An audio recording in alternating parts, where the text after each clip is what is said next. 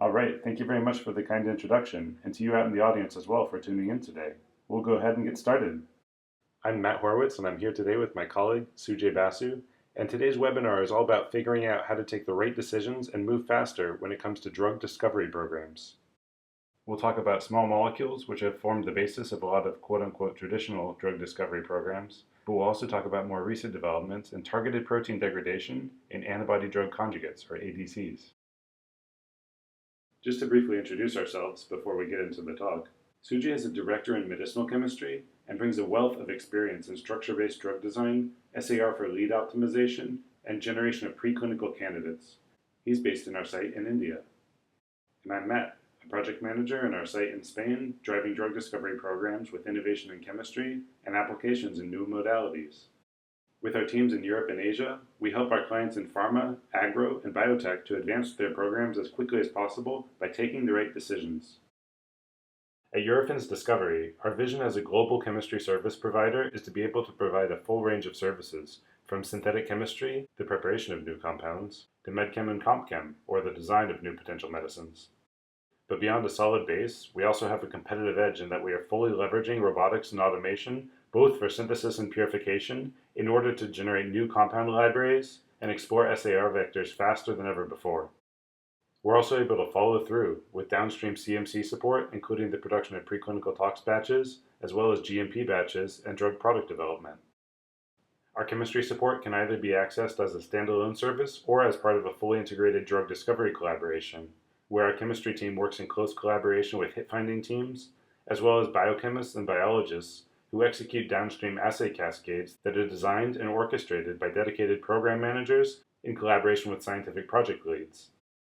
Long story short, if you want to find a new medicine, we have the firepower to get you from start to finish and provide you with everything you need along the way. Let's be honest, drug discovery is a challenging task, no doubt about it. Getting from each step in the process to the next involves very careful planning and decision making in order to make sure that all the relevant factors in the specific program are being addressed and that risks and liabilities associated with the candidates are being minimized. Everyone in the industry knows that this is a competitive field and that many therapeutic areas have a crowded IP landscape. In today's talk, we want to address situations like these and answer the question, how can I identify novel starting points for a drug discovery program? Once we've found a starting point and we want to get answers to the most important questions as quickly as possible, it's important to leverage automation as much as possible for the exploration of efficacy trends and structure-property relationships. This applies not only to small molecule-centered programs, but also to programs focused on targeted protein degradation in antibody-drug conjugates, where it's important to find a way to manipulate highly cytotoxic materials in an efficient way. In short, drug discovery requires experience and innovation, both in terms of scaffold design as well as implementation of technologies that accelerate SAR interrogation. Advancing a program in drug discovery requires being able to efficiently go around the design, make, test, analyze cycle. We start each cycle with a testable design hypothesis, which might be based on some combination of data coming from biology, medchem, compchem, AI, searching of patents and academic literature, and just intuition. And we then try to evaluate that hypothesis using chemical synthesis and a program-specific assay cascade designed to answer the most important questions first and minimize risks. To be able to move through these cycles efficiently, it's possible to use automated synthesis systems like our ChemSpeed robot that we can see here on the right, which we use for the production of targeted libraries. When it comes to cytotoxic payloads for ADC applications or thalidomide derivatives for targeted protein degradation, this is also where we implement high containment protocols in our dedicated labs to support these activities. Once we've analyzed the properties of the molecules we've made, which might include potency, ADME properties, and off-target activity, we form a conclusion that allows us to restart the cycle with an improved perspective and a refined focus. And as we go around the cycle, each iteration brings us closer to a candidate that can be advanced into clinical trials. But to get there, we have to make the right decisions, which means we have to have all the right information as quickly as possible. And that's really the key focus of what we're going to be talking about today. How to identify the right solutions for your drug discovery program and accelerate at every stage. We'll talk about what the specific enabling technologies are that you can use in order to drive your programs in the right direction and reach each milestone faster. We'll then go through a recent case study in drug discovery with my colleague Sujay to explore how it's possible to innovate in a crowded IP space to arrive at novel, potent, patentable compounds. And we'll also take a look at drug discovery in the context of targeted protein degradation, as well as antibody-drug conjugates. Finally, we'll end by talking about how chemistry collaborations work at Eurofins Discovery. Let's start by talking a little bit more about enabling technologies. Enabling technologies give us the opportunity to accelerate and get more data at every stage. Docking, for example, allows us to optimize the interactions that our compound has with a biological target of interest through detailed computational studies, allowing our design process to be more rational. We also have the ability to screen compounds virtually in a high-throughput way and to use AI to guide our design process. With our recently developed AI tool, Sapphire, we've made a very user-friendly interface to be able to quickly get insights about the predicted ADMET properties of novel molecules using machine learning models built on large, robust internal datasets. Targeted libraries have also become increasingly important for searching new chemical space quickly in order to do hit expansion and move from a hit to a lead. In order to generate these libraries, we use the type of automated robotic synthesis platform we saw in passing earlier. The same robotic platform could also be useful for synthesizing hits coming from virtual screening, for example. However, it often happens that medicinal chemistry campaigns hit a roadblock in the form of a tricky reaction or a difficult step in the synthesis.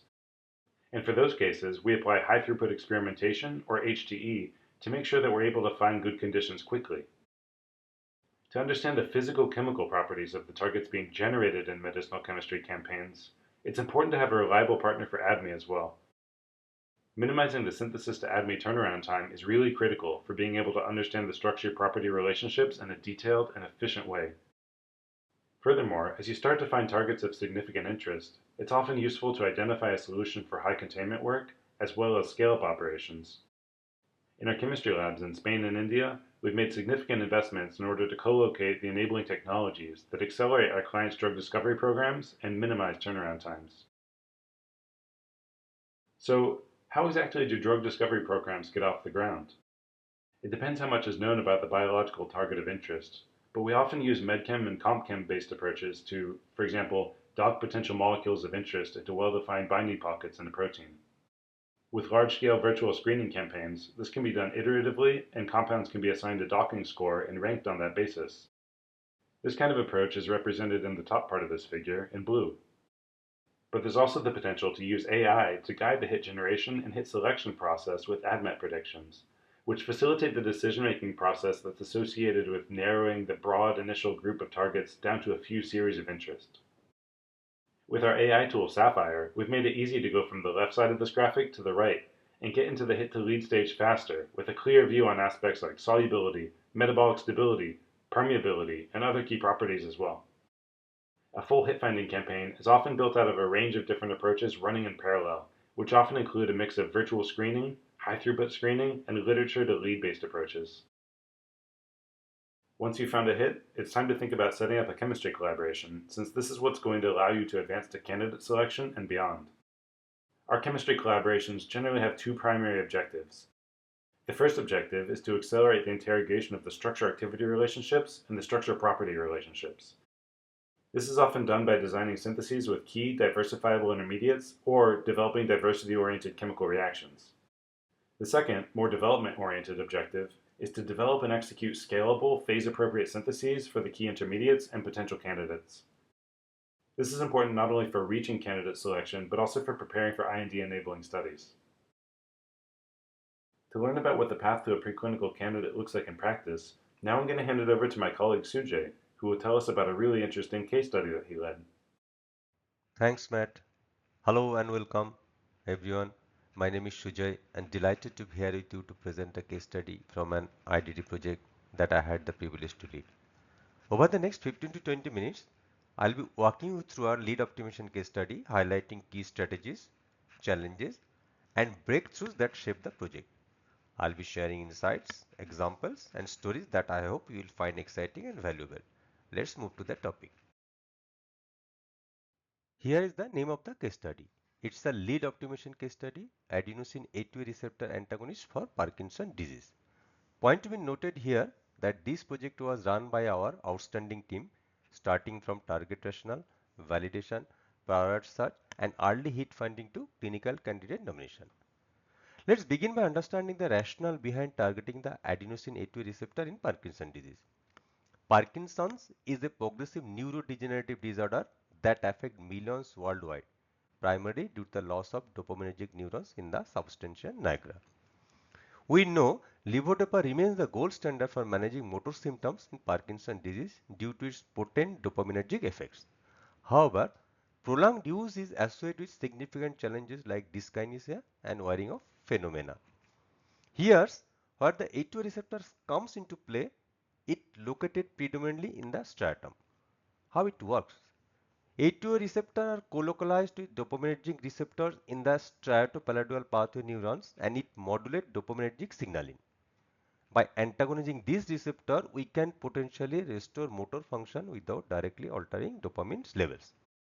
Use of an A2A antagonist in conjunction with L-DOPA can delay the onset of L-DOPA-induced dyskinesia resulting from chronic activation of the D2A receptor. It can potentially treat depression.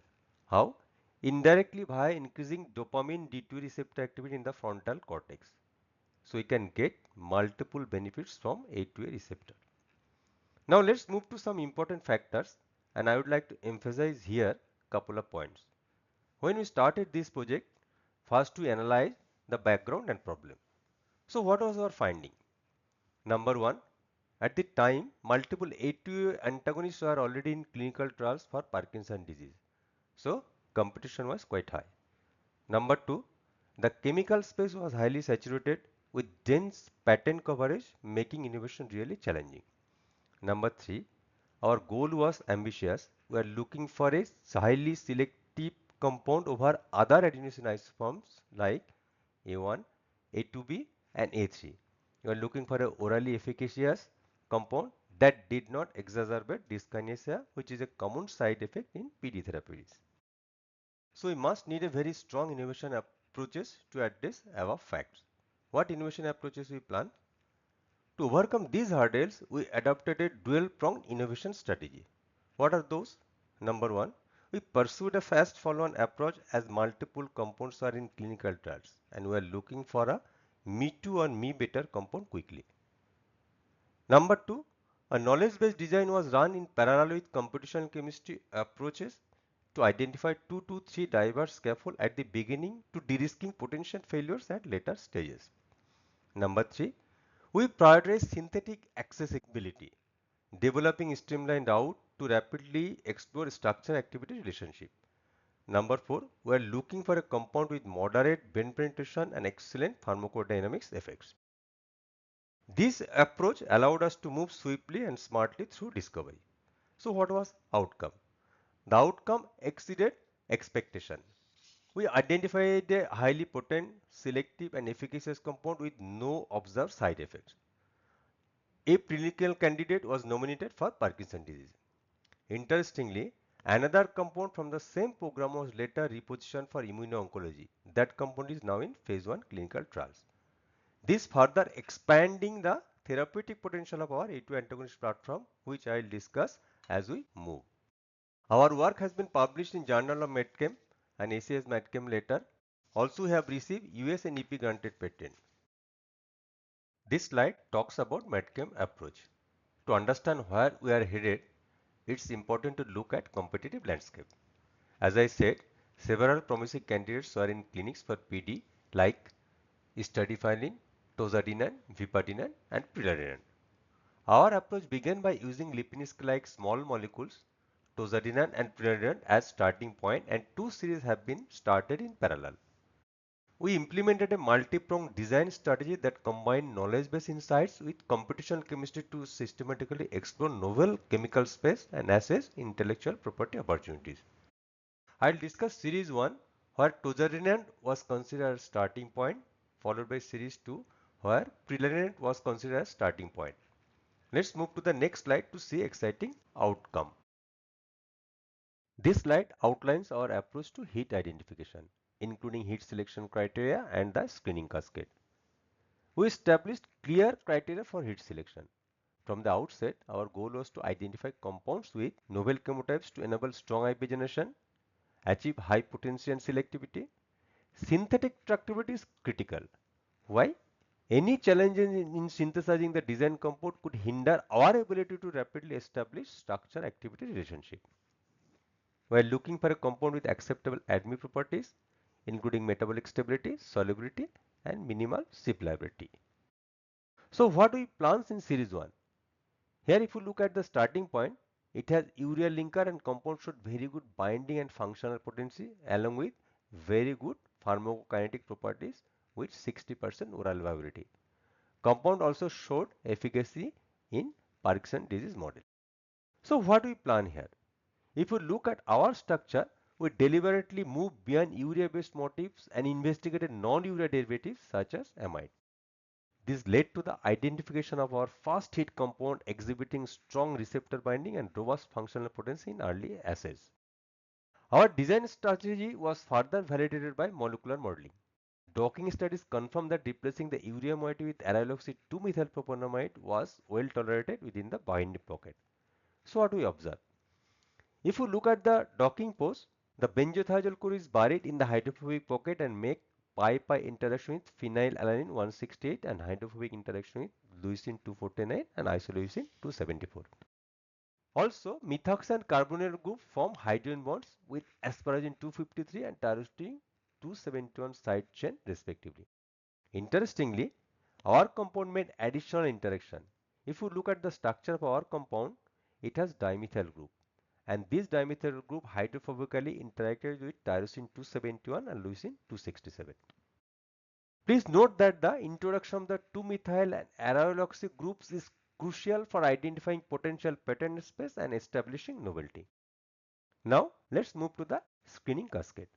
Our team developed a comprehensive screening cascade along with multiple in vivo models. Given our fast follow-on approach, many of these assays were conducted in parallel to rapidly identify promising candidates for lead optimization. Once we synthesize compounds, we screen them first in binding assay and then spot check for in vitro ADME assay. Then potent, selective and stable compounds are tested in functional assays followed by complete profiling in vitro assays. Once compound met initial criteria, a few compounds are taken for the pharmacokinetic studies followed by brain to plasma ratio in rat. When we identified a lead-like compound, it was taken for the different in vivo studies. Like the PD model was developed and it was haloperidol induced catalepsy model. Then the Parkinson model is the levodopa induced controlated rotation in 6-OET lesion rats. We have also developed few behavioral model like force swim test, tail suspend test, as well as the chronic effect in combination with the L-dopa on abnormal involuntary movements in 6-OET lesion rat. It's a dyskinesia model. So our target was to at least 2 lead series and take 1 series for the lead optimization. We are also looking for 1 optimized lead and 1 backup compound. Let's move to the next slide for hit to lead optimization. This slide presents our approach to hit to lead optimization and highlights the strength of the novel series under investigation. One of the key advantages of this series is its synthetic tractability. It's requiring only 4 to 5 steps for the synthesis. This enabled rapid library generation, facilitating efficient structure-activity relationship exploration and early lead identification. Once an early hit was identified, we initiated library synthesis to expand chemical space, and we have used ChemSpeed station, and my colleague Matt will discuss more about this instrument in later. In the first and second iteration, we systematically explored substitution on the aryl ring and replacement of aryl with various other aryl and heteroaryl. However, we found phenyl ring is better specifically for the selectivity. Also, we have investigated X is equal to carbon and nitrogen. However, we found X is equal to carbon compounds are more potent and more selective. This effort led to the identification of multiple compounds with single-digit nanomolar potency in both binding and cell-based assay. Potent compounds were tested for in vitro ADME assays. Many of the compounds showed favorable ADME profiles except solubility. Then what we did?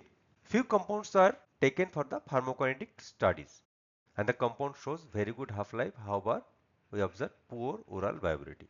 So despite this early success, we encounter significant challenges for the poor oral viability, and that could be due to the low solubility. To mitigate these issues, we explored several optimization strategies and we moved to the third iteration.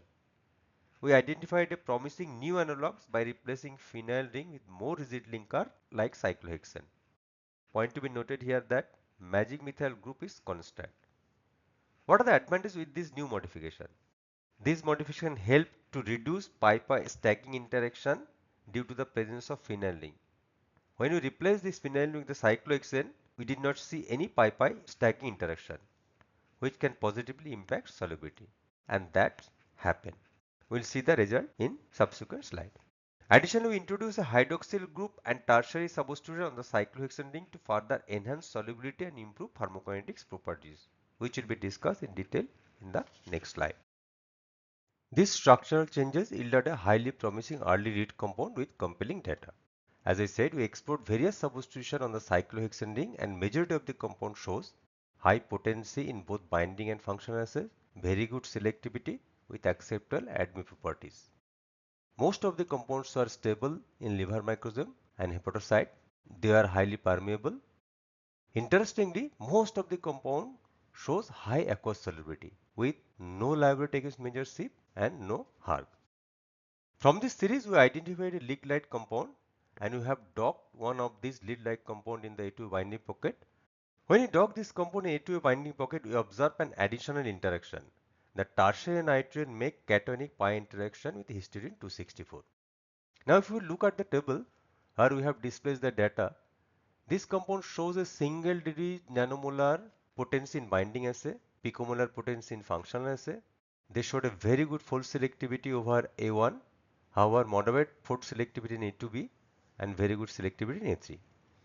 When this compound again further tested for functional selectivity, they showed excellent functional selectivity over A1 and A2B. Interestingly, this compound has shown multiple improvement in aqueous solubility. Compound was stable in rat hepatocyte, showed high permeability. When we tested this compound in the rat PK, it showed very good oral viability with 61%. This indicating that we successfully addressed the earlier challenges related to the solubility and absorption. Then what next? When this compound tested for blend to plasma ratio in rat, we observed moderate brain penetration. It was around 20 to 23%. And it shows modest efficacy in preclinical Parkinson's disease model, which is 6 OSD model. This marked a critical inflection point in the program. As noted earlier, our team had anticipated CNS specific hurdles. That's why we pursued multiple chemical series in parallel, a deliberate strategy to mitigate risk during lead optimizations.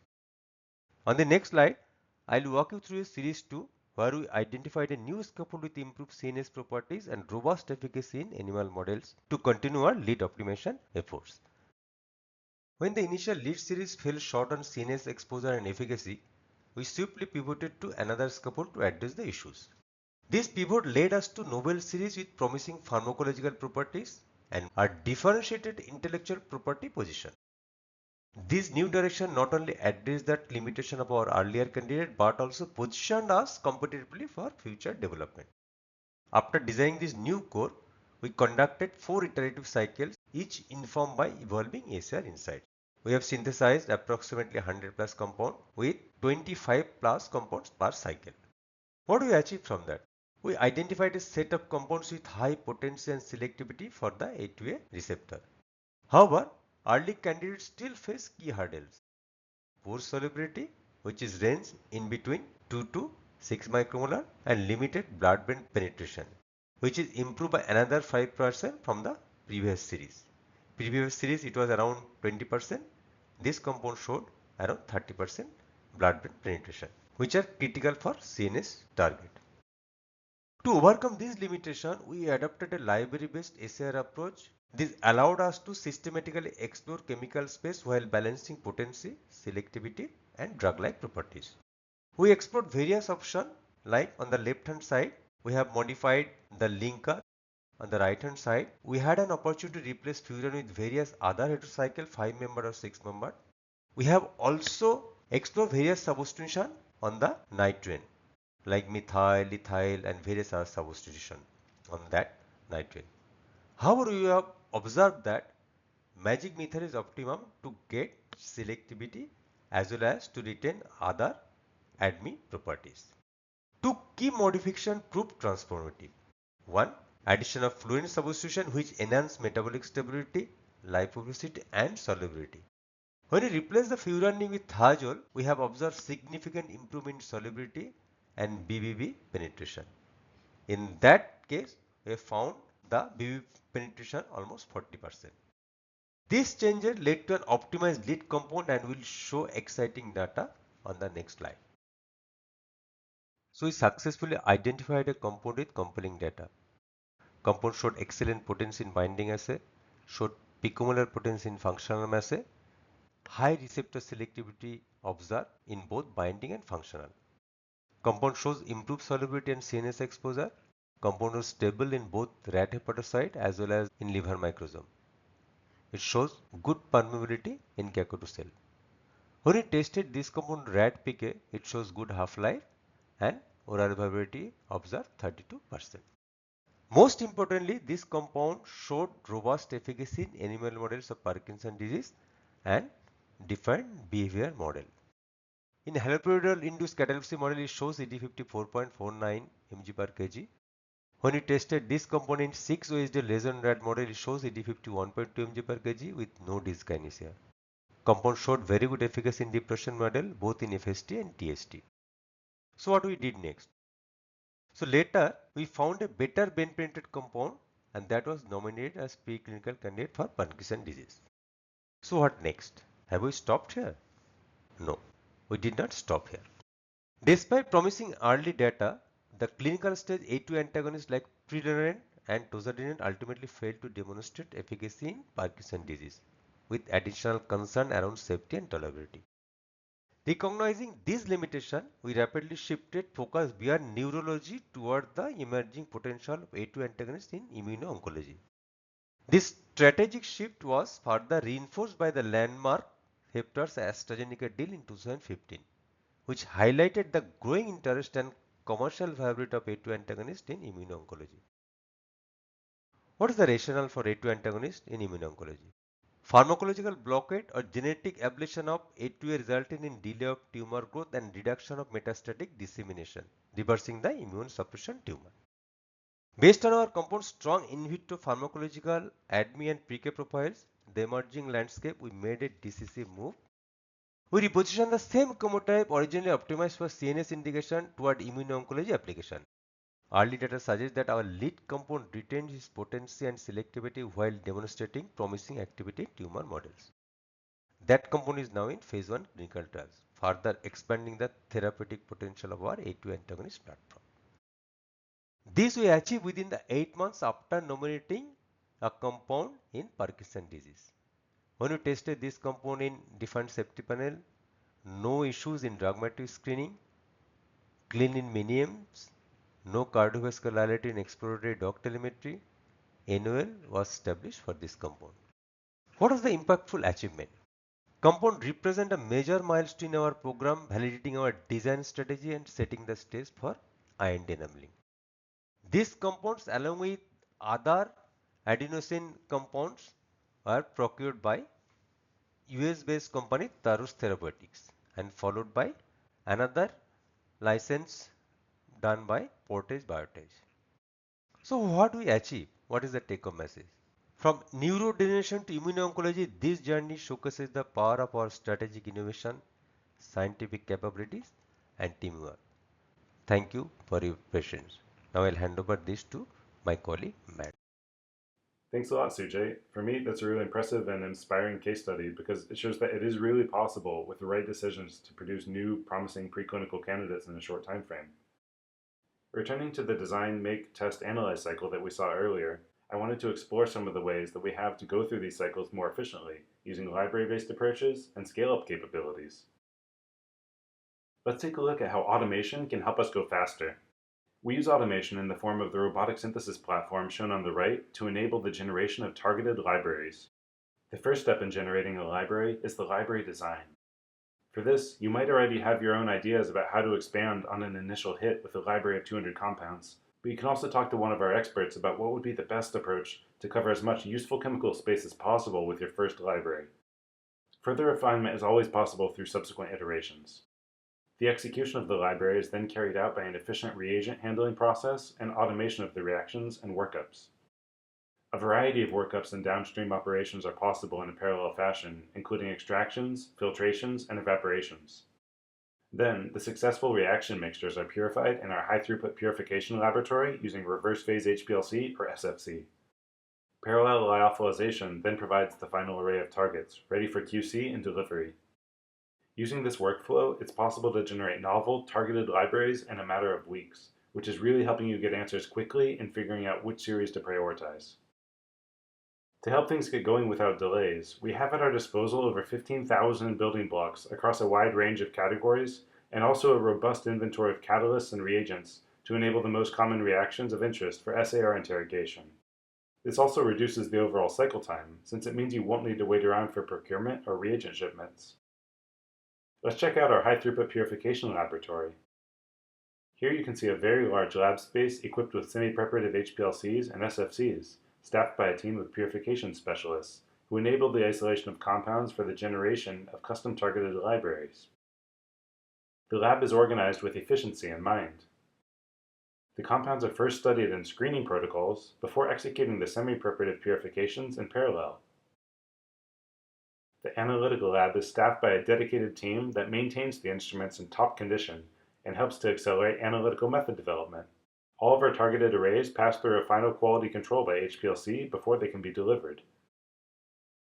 A fraction of the arrays is also checked by NMR, which we have available up to 400 MHz in open access format. To get a feeling for how this workflow looks in practice, let's take a look at a quick parallel medicinal chemistry case study. In this anonymized example, a client came to us with a synthetic route to a series of interests that they wanted to explore, but it wasn't initially compatible with parallelization. The approach that we took in this case was to design a new route that was optimized for automation, and that sequence is presented on this slide. The scheme involved a series of protecting group manipulations and cross-coupling reactions to produce a final target bearing 3 variable building blocks of interest.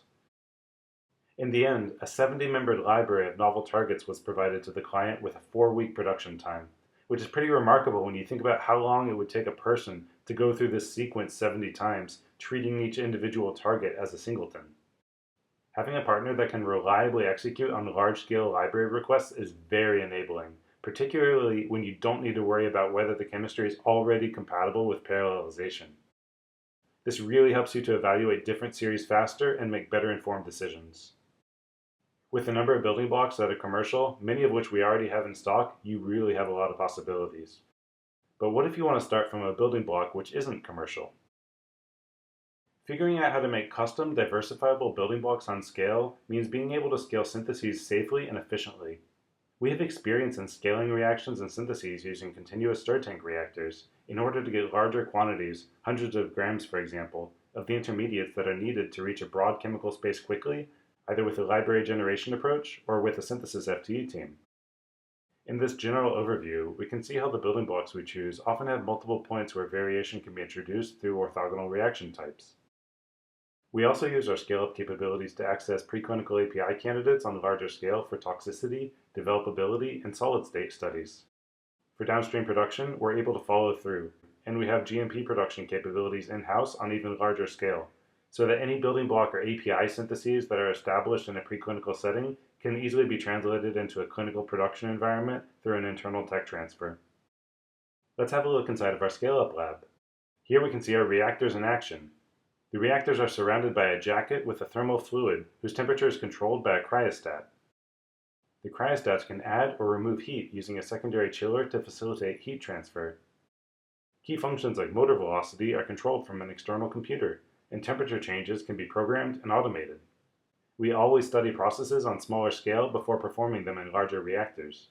To that end, we incorporate automated HTE workflows for reaction optimization at an early stage. At the end of a scale-up, we remove the solvent using process scale rotovapes. So until now, we've been talking a lot about small molecule programs and the different technologies and approaches that you can use to advance programs from hit finding to candidate nomination.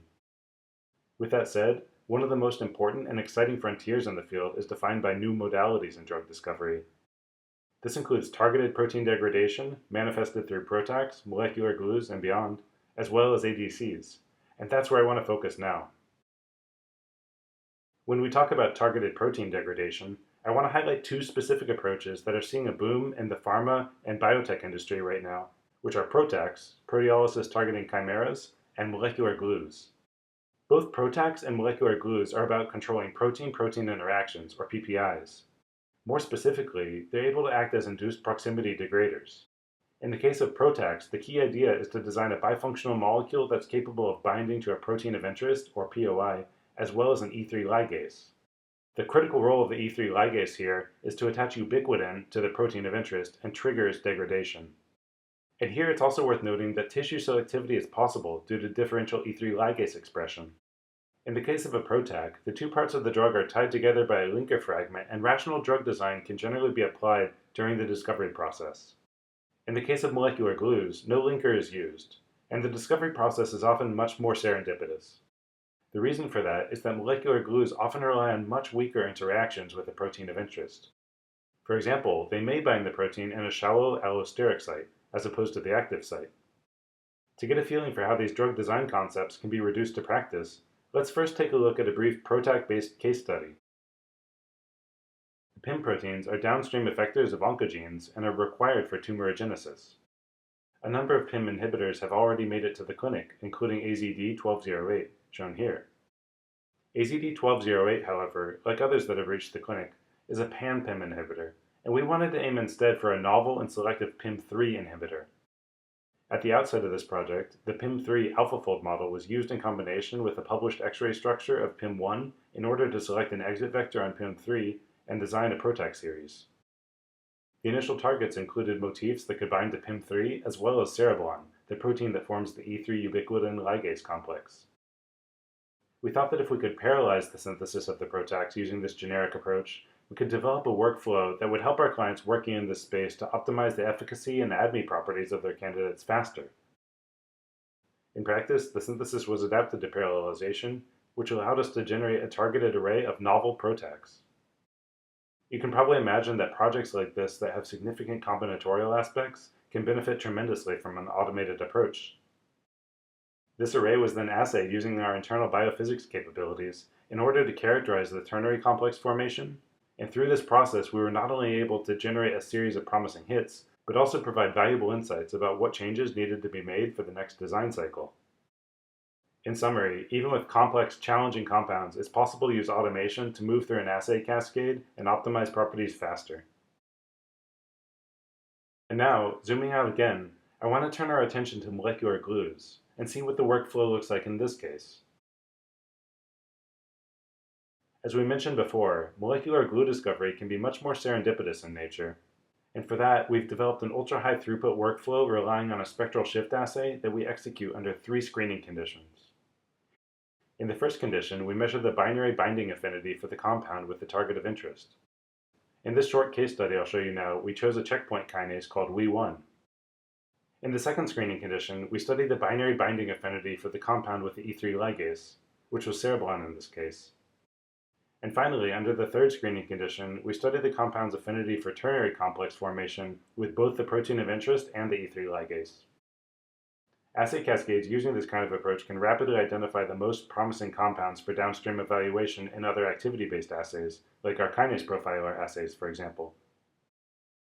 The results of a high-throughput spectral shift screen of molecules for molecular glue behavior allows you to quickly categorize the compounds into families based on whether they exclusively bind to the E3 ligase, the protein of interest, or whether they're able to form the ternary complex. In this Venn diagram here on the right, for example, there were 7 compounds that could form the ternary complex, but did not bind to the protein of interest, WEE1, alone. Nevertheless, these 7 cereblon binders able to form a ternary complex with WEE1 are molecular glues. One of these compounds was profiled even further, and I'll show you a bit about that on the next slide. With the results of the high-throughput spectral shift screen in hand, A program can evolve towards assays that further characterize the ternary complex formation using our biophysics support, as well as towards other assays for protein degradation like Western blots, where in this case we can see that the molecular glue degraded the protein of interest.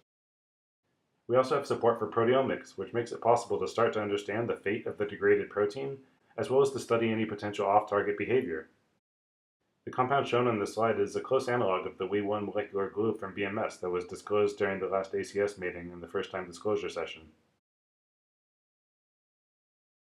And now, with the time we have left, I want to turn our attention to a different modality, antibody-drug conjugates, or ADCs.